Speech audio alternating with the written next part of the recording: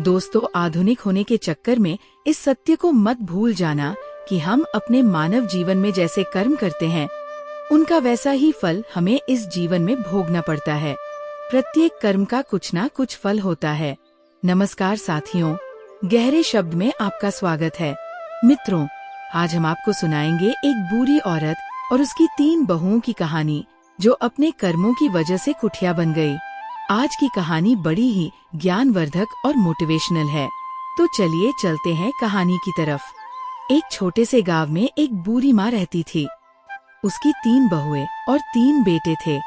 बूढ़ी माँ बहुत धार्मिक थी और हर दिन पूजा पाठ में समय बिताती थी। वह सुबह सुबह उठकर गंगा स्नान करने जाती और भगवान विष्णु और माता लक्ष्मी की पूजा करती थी। कार्तिक महीने में वह विशेष रूप से स्नान और पूजा करती थी। इस दौरान वह माखन मिश्री, दही मिश्री और तुलसी के पत्तों का भोग भगवान को चढ़ाती थी और प्रसाद अड़ोसी पड़ोसी में बांटती थी। गांव के लोग उसकी पूजा पाठ की बहुत इज्जत करते थे। बूढ़ी माँ का ये नियम था कि वह कार्तिक महीने के हर दिन गंगा स्नान करती और पूजा करती। कार्तिक पूर्णिमा के दिन वह विशेष रूप से गंगा स्नान के लिए जाती और भोग बनाकर भगवान को चढ़ाती। लेकिन उसकी 3 बहुओं को ये सब बिल्कुल पसंद नहीं था। वे अक्सर उसकी आस्था का मजाक उड़ाती और प्रसाद खाने से मना कर देती। वह कहती, इसमें तुलसी के पत्ते हैं, हम ये नहीं खा सकते, ये सब दिखावा है। ये सुनकर बूढ़ी माँ बहुत दुखी होती, लेकिन वह चुपचाप अपनी पूजा करती रहती। बूढ़ी माँ का पति कुछ समय पहले ही गुजर चुका था, इसलिए वो अब अकेली थी। अगर ये मर जाए तो अच्छा हो, कम से कम ये खर्चा तो बचेगा। बूढ़ी माँ ने अपने 3 बेटों को बड़े प्यार से पाला था। उसने और उसके पति ने मिलकर उनकी परवरिश की थी। लेकिन अब जब उसे अपने बेटों की सबसे ज्यादा जरूरत थी, तब वे उससे मुंह मोड़ चुके थे। बूढ़ी माँ दिन रात भगवान से प्रार्थना करती और अपने बच्चों के लिए आंसू बहाती। वो कहती, हे भगवान, मैंने तो कभी किसी का बुरा नहीं चाहा, फिर मेरे साथ ऐसा क्यों हो रहा है? एक दिन बूढ़ी माँ अपने भगवान विष्णु और माता लक्ष्मी के सामने बैठी प्रार्थना कर रही थी। उसकी आंखों में आंसू थे और वो भगवान से कह रही थी, हे भगवान, मुझे इस दुख से मुक्ति दिलाओ, मेरे बच्चों का भला करो और उन्हें सही रास्ता दिखाओ। इस तरह बूढ़ी माँ ने अपने पूजा पाठ और दान पुण्य के नियमों को नहीं छोड़ा। लेकिन उसकी 3 बहुओं ने ठान लिया था कि वे अब इस घर में नहीं रहेंगी और बंटवारा करके अलग हो जाएंगी। वे सोचती थी, अगर हम अलग हो जाएं तो अपनी मर्जी से रह सकेंगे और सास की पूजा पाठ के खर्चे से बच सकेंगे। 3 बहुओं ने एक दिन आपस में बात की और बंटवारे की योजना बनाई। उन्होंने अपने पतियों से कहना शुरू किया कि अब हमें अलग हो जाना चाहिए। छोटी बहू ने अपने पतियों से कहा, देखिए, बड़े भैया के बच्चे बड़े हो रहे हैं और हमारे बच्चे छोटे हैं। हमें अभी बहुत मेहनत करनी है, बच्चों को पढ़ाना है। अगर हम अलग हो जाएंगे तो अपने बच्चों की अच्छी तरह से देखभाल कर सकेंगे। मझली बहू ने भी अपने पति को समझाया, देखिए, अब बंटवारा हो जाना चाहिए, हम अपनी मर्जी से रहेंगे। क्या खर्चा करना है, क्या नहीं करना है, ये हम खुद तय करेंगे। बड़ी बहू ने भी अपने पति से यही बात कही, बच्चे बड़े हो रहे हैं, कल उनका शादी ब्याह करना है, पैसे कमाते रहेंगे और सास का खर्चा कर हमारे बच्चों का भविष्य सुरक्षित करना है तो हमें अलग होना ही पड़ेगा। 3 बहुओं ने अपने अपने पतियों को समझा बुझाकर उनके मन में बंटवारे की बात डाल दी। 3 भाई अब बंटवारे के लिए तैयार हो गए। गांव के पंचों को बुलाया गया और घर का बंटवारा करने की बात हुई। 3 बहुएं भी बंटवारे में हिस्सा लेने के लिए तैयार हो गयी। गांव के पंचों ने घर का 4 हिस्सों में बंटवारा किया, 3 बेटों के लिए और एक बूढ़ी माँ के लिए। घर का सारा सामान भी 4 हिस्सों में बांट दिया गया। बूढ़ी माँ अब अकेली रह गई। पंचों ने अपना फैसला सुनाया और चले गए। 3 बहुओं ने अपना अपना सामान अपने अपने हिस्से में रख लिया। बूढ़ी माँ के हिस्से में जो झोपड़ी थी, वो उसमें रहने लगी। अब वो अकेली थी और अपने बेटों से निराश होकर अपने भगवान से प्रार्थना करती रहती थी। वो रोज सुबह जल्दी उठकर गंगा स्नान करती और भगवान विष्णु और माता लक्ष्मी की पूजा करती। वह पहले की तरह ही भोग बनाकर भगवान को चढ़ाती और फिर अड़ोस पड़ोस में प्रसाद बांटती। लेकिन अब वह बहुत अकेली हो गई थी। उसके तीनों बेटों ने उससे मुंह मोड़ लिया था और उसकी बहुओं ने उसे घर से बाहर कर दिया था। वह रोज भगवान से प्रार्थना करती, हे भगवान, मुझे इस दुख से छुटकारा दिलाओ, मेरे बच्चों का भला करो और उन्हें सही रास्ता दिखाओ। बूढ़ी माँ के पास जो थोड़ा बहुत आटा, दाल और चावल था, वह उसी से काम चलाती। वो सोचती, अब मुझे अपनी जिंदगी इसी तरह गुजारनी पड़ेगी। मेरे बच्चों ने तो मुझे छोड़ दिया है, लेकिन मैं भगवान की भक्ति नहीं छोड़ूंगी। उसकी भक्ति में कोई कमी नहीं आई। वो हर रोज तुलसी के पत्तों से भगवान का पूजन करती और पड़ोसियों को प्रसाद बांटती। एक दिन जब बूढ़ी माँ अपनी झोपड़ी में बैठी रो रही थी, तभी एक युवक आया। उसने दरवाजा खटखटाया। बूढ़ी माँ ने दरवाजा खोला और देखा कि एक 17-8 साल का हष्ट-पुष्ट युवक खड़ा था। उसके चेहरे पर तेज झलक रहा था। उसने कहा, अम्मा, आप मुझे पहचानती नहीं, लेकिन मैं आपके मायके से आया हूँ। मेरा नाम कृष्णा है। मेरे पिताजी ने मुझे आपकी मदद करने के लिए भेजा है।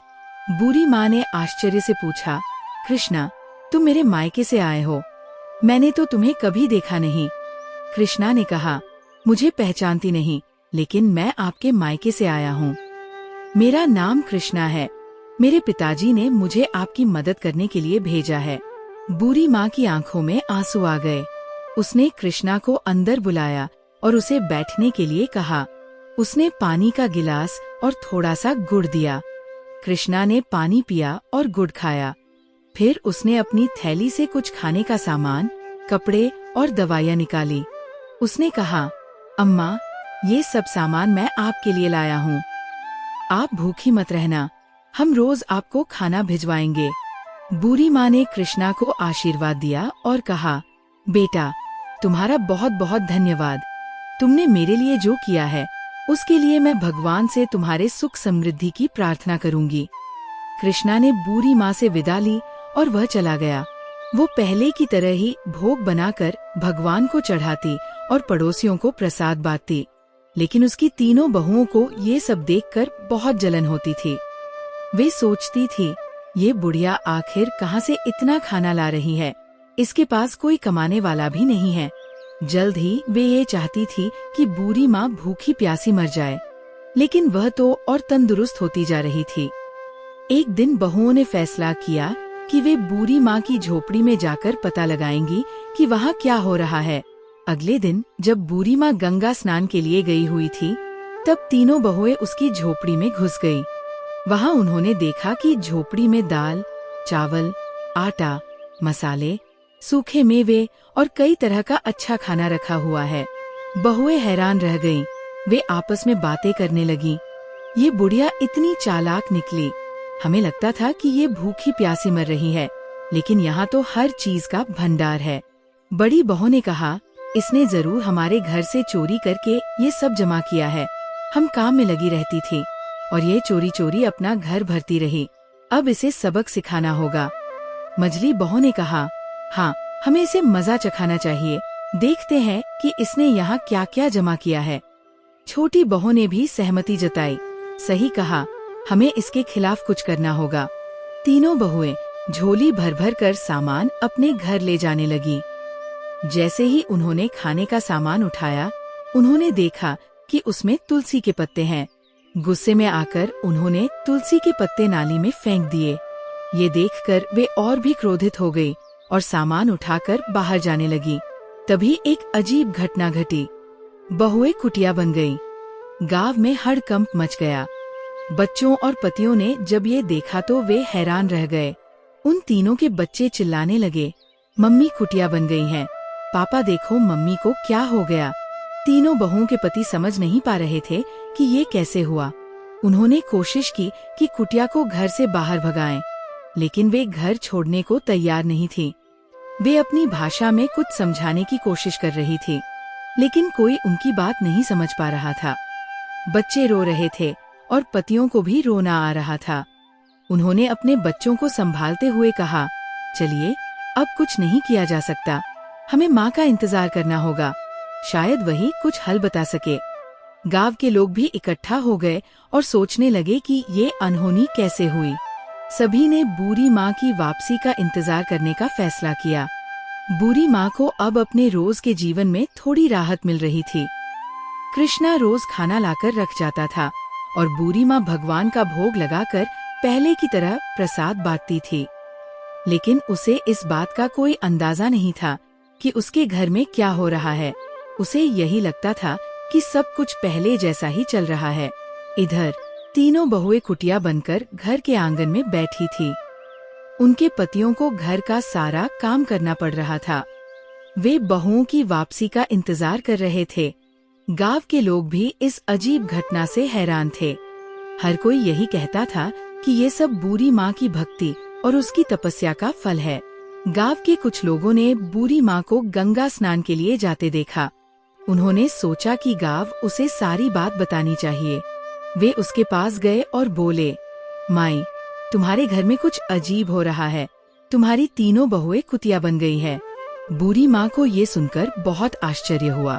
उसने सोचा कि ये कैसे संभव हो सकता है। उसने गंगा स्नान किया और घर की ओर लौट पड़ी। उसके दिल में बहुत सारी आशंकाएं थीं।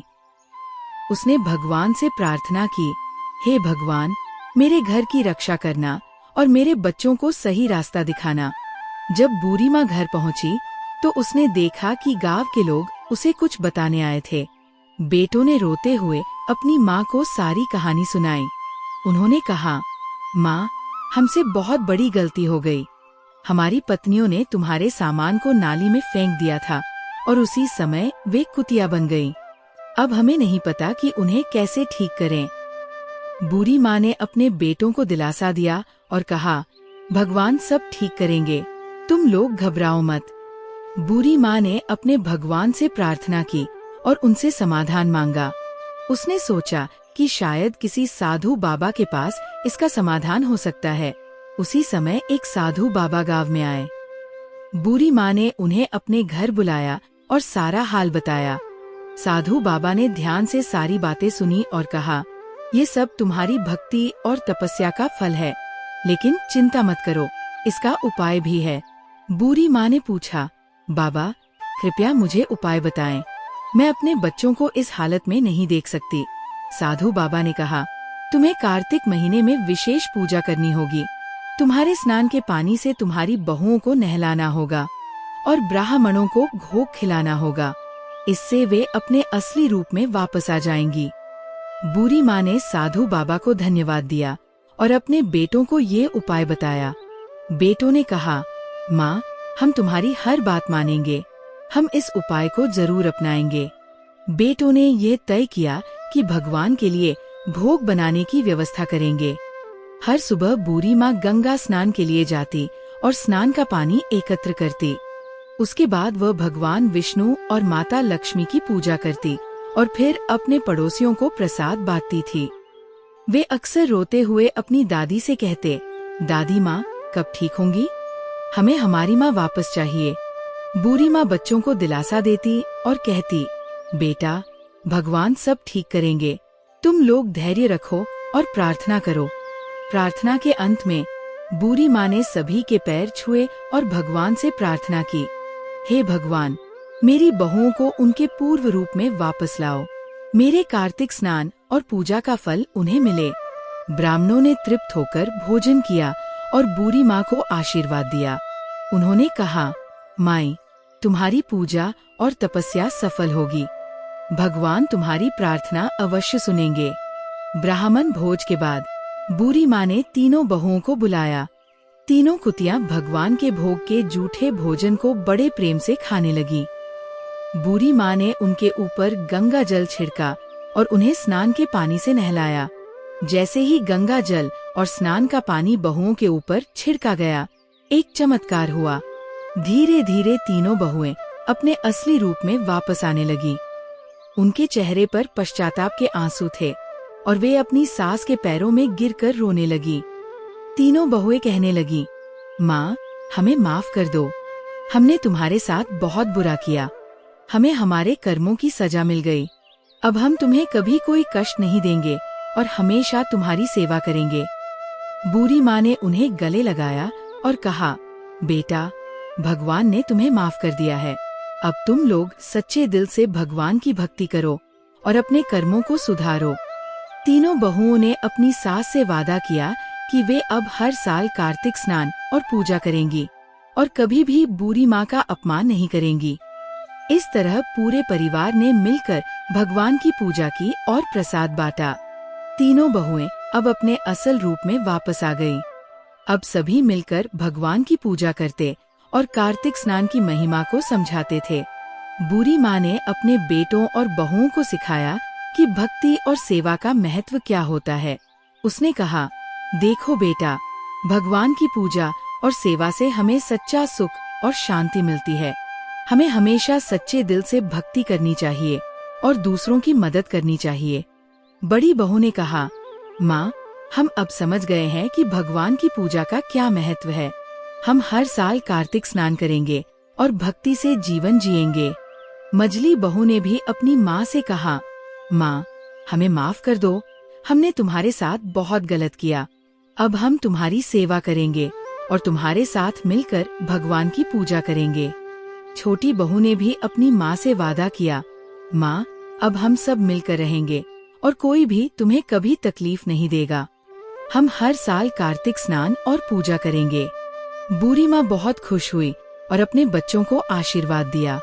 अब घर में सब मिलकर रहने लगे। अगले साल कार्तिक पूर्णिमा के दिन पूरे परिवार ने मिलकर विशेष पूजा का आयोजन किया। घर को सजाया गया और भगवान विष्णु और माता लक्ष्मी की विशेष आराधना की गई। तीनों बहुएं सुबह सुबह उठकर गंगा स्नान के लिए गई और स्नान के बाद पूरी श्रद्धा के साथ पूजा की और भगवान का भोग लगाया। उसके बाद सभी ने मिलकर प्रसाद बांटा और गांव के लोगों को भी बुलाया। गांव के लोग भी बूढ़ी माँ की भक्ति और तपस्या की तारीफ करने लगे। भगवान की कृपा से अब परिवार में सुख और समृद्धि आने लगी। तीनों भाइयों का व्यापार अच्छा चलने लगा और घर में खुशियों का माहौल बन गया। अब तीनों बहुएं भी अपनी सास की सेवा में लगी रहती और हर काम में उनकी मदद करती। तीनों भाइयों ने भी अपनी माँ से वादा किया कि वे अब कभी भी उसे अकेला नहीं छोड़ेंगे और हमेशा उसकी सेवा करेंगे। वे सब मिलकर हर त्योहार और विशेष अवसरों पर भगवान की पूजा करते और प्रसाद बांटते।